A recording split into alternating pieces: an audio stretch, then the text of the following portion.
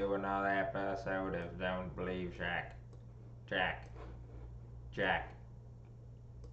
Jack. What's up? Hello, and welcome to Planet Podcast. Uh, Planet. What? I don't understand this. Can someone please explain this to me? Like what this is? I every week, I'm like what is this about? What is this about? Oh no, someone explain it to me. Oh yeah, I used to play with Kobe. I commentate on TNT next to Charles Barkley and the cheeseburger he has sitting right off the camera. Uh, right off the camera for when he gets hungry. You know that fella. That is my impression of Shaquille O'Neal.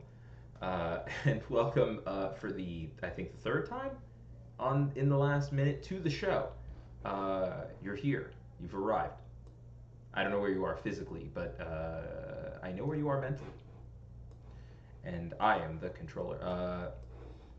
So welcome to the show. I hope you're having a good time. You will get your money's worth, and I say that reminding you that this podcast is free. So yeah. What's going on? I hope all of you are having a lovely week and are having a lovely time going into the Labor Day weekend. Um, it's so hot in LA, and by so hot I mean just moderately hot. It's not even really that hot, but I feel it so deeply. It is so hard for me. Um, I just booked a ticket. I'm trying to be more loving because I looked at the definition for that word this week, and it was interesting. And the idea of like taking joy, the idea of love being that you take joy you take pleasure in an activity or you take sort of joy in a person. And I'm realizing that means that I think about it the wrong way, and I think the messages about love are different. So basically what I'm trying to say is I realize it's like if I love something, I should take pleasure and rejoice in it, right? Like that's the move. That's what like actual love is. Like trying to like fix someone's problem or something like that. That's like pity. So I really have to like rejoice in it. And so when I was asked to book my father's plane ticket, my mom, instead of being like and like screwing up my face, I actually was just like, this is gonna be fun. This is gonna be like I'm gonna enjoy this interaction. I'm gonna enjoy caring about this. And seriously, it was nuts. It even surprised me. I was like, I actually do enjoy this. This is a fine and fun interactive process. It's not a weight around my neck. It's really good actually, and that's fun. So I was just feeling it. I was just like, your boy is having a good time booking this ticket. Uh, yeah, I just enjoyed it, and that was an interesting, effervescent experience of being like, oh, like I'm gonna show you like I care for you by getting this ticket and like having a good time doing it. Uh, and enjoy. I don't know. It's weird, man. It's weird, bro. Dude, your late 30s, strange, strange place, strange. Don't go there. Skip, skip it. Go directly from 35 to 40. Just turn. You know what? That's a good point. Honestly, people get very insecure about their age. Like I'm always like, like what's my life gonna be like when I'm 45? What's my life gonna be like when I'm 50? It's like, well, just decide. That I just want to jump to that age. A lot of times people want to move younger in their age. I want to move older. So I'm 36. My next birthday, I'm gonna be 52, and I think I'm prepared, especially from like like a joints and teeth and heart condition perspective. Like I'm probably like in like I probably would say I'm in like if I had to guess among 36-year-olds, I'm probably health wise, I'm probably in like maybe like the 70th. I mean, actually, let's be honest. Like with like health conditions and obesity in the United States, I'm probably in like the 85th percentile. Uh, but like among 52-year-olds, I'm in the 1%. All the time, all the time. Jacques is in the 1%. Believe you me. I can. It's really funny. I can only really get into the Bernie voice when I do the gesture with my hand like this. I am posting this on YouTube so you can see what I do with my hand to get into the voice. And without the hand, it's a lot harder to get into the voice of a socialist. It'd be funny if all socialists sound like this, like even the ones in Russia. You know, social democrats in Germany talk like this with a clipped pace as well. And um, I'm not a linguist. I'm a socialist, so I don't know the exact terms for interpreting uh, figures of speech or ways of shaping your mouth for words to come out. But I think you get what I mean. It's weird because I feel like Bernie Sanders is just about 2 steps away from Anthony Jeselnik. Anthony Jeselnik. It's very close. They might even be related, though they look very, very different.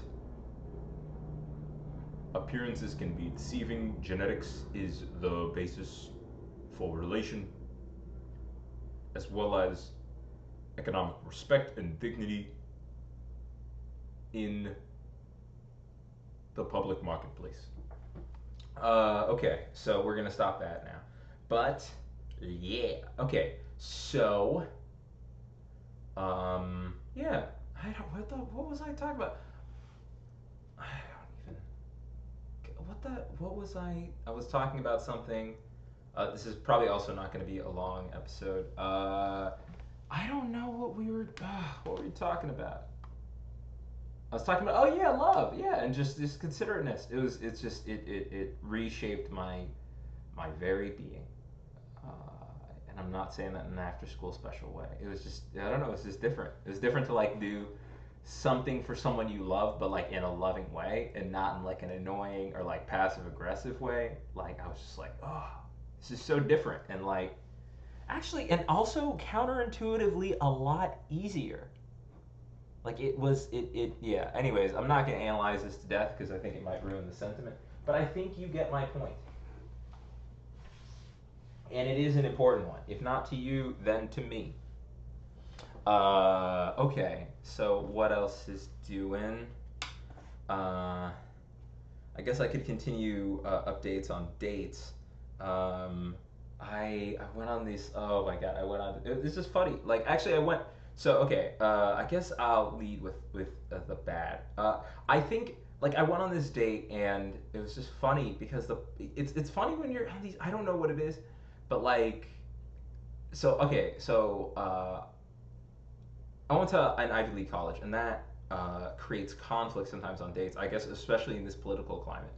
But I just thought it was so funny that this person, I mentioned the fact that like I went to Yale and she was like, "Oh, like you're just part of like this privileged clique," and I was like, "Really?" Like she mentioned that her dad went to Harvard Business School, and she's like, "You're part of this privileged clique." I'm like, No, I think you're part of this." This clique, like, I'm pretty sure. I mean, unless like he went into some kind of civic mission, like you were probably pretty G'd up growing up. You probably were more G'd up than I was. But yeah, I don't know. There's not really. It's just yeah. I mean, what I've realized is just like like the other time I was called privilege, it's just like it was someone where their mom was like a dean of a law school. I'm like, I don't. I mean, if you're talking about like access to resources, like, bruh, like, you got your own. It's just, it's always funny because it's like it's the people. Like, no one, like, someone who is like, I have a buddy who's a custodian, and he's never called me privileged. Now, I mean, maybe also the difference is that he's black, uh, but like, so he's not gonna throw that kind of shade my way. You know, he's just going to be like, oh, that's cool that you're doing these things, and I hope you go far, and I hope you make positive contributions.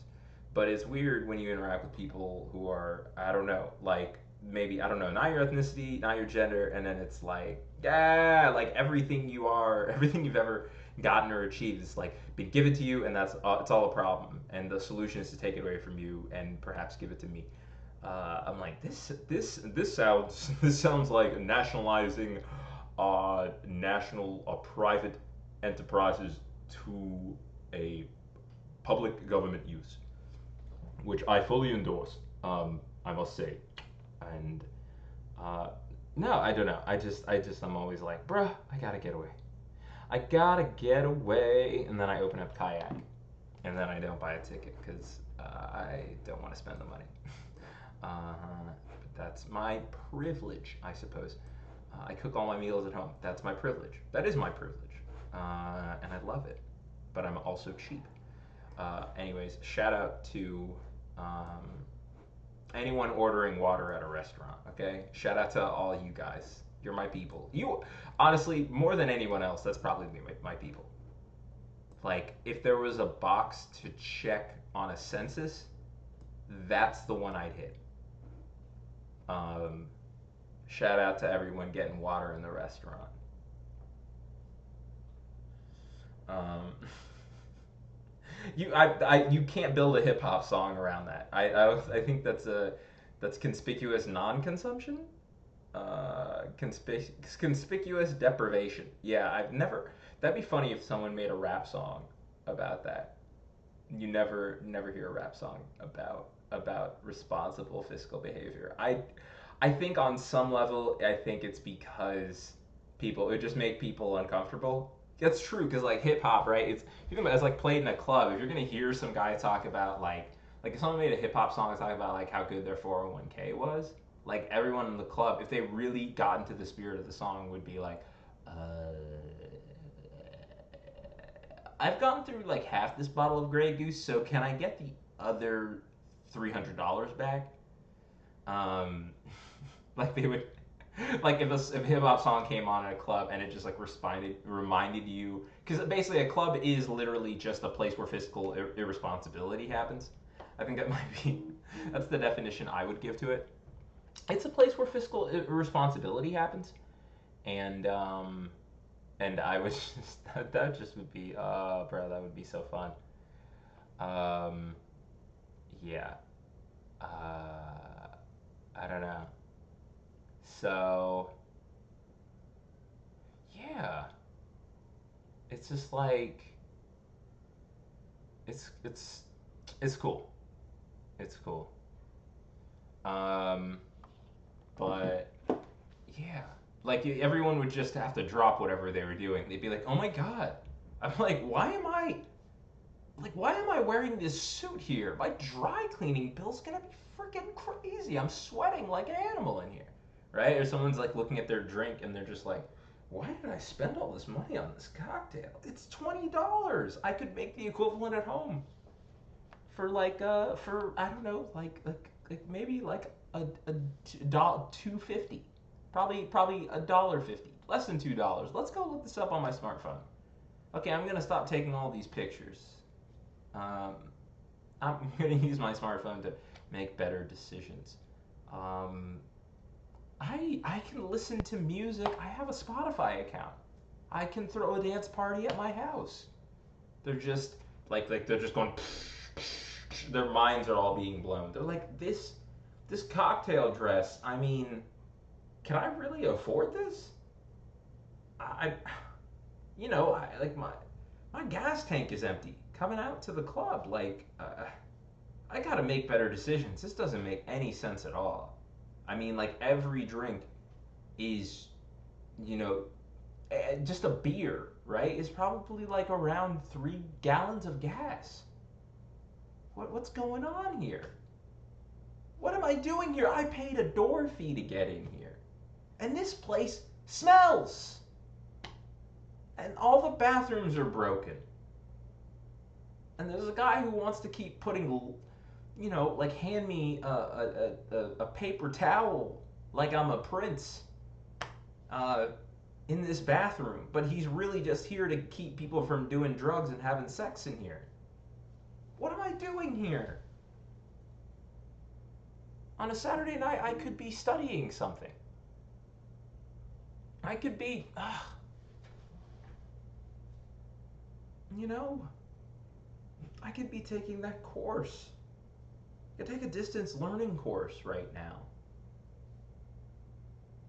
and learn something.